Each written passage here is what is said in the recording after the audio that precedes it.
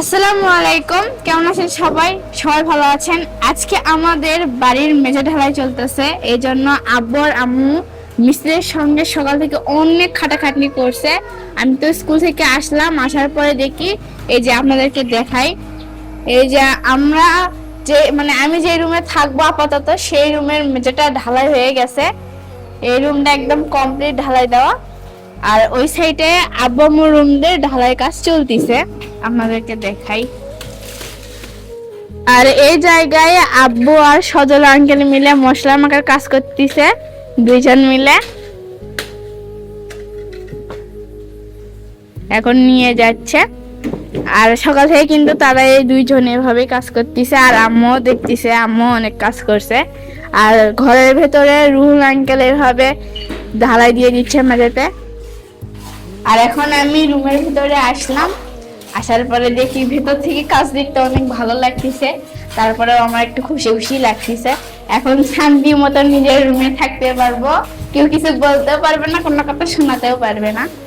আরুল কাকা, ভালো করে মাঝেটা ঢালাই দিয়ে দিয়েন, বুঝছেন?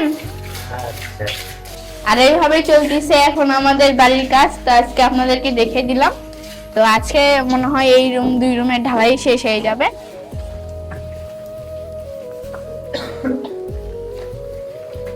এখন আমরা শুনবো আম্মুর ফিলিংস কিরকম, যেহেতু আম্মু আর আব্বুর অনেক দিনের স্বপ্ন যে তাদের নিজস্ব বাড়ি।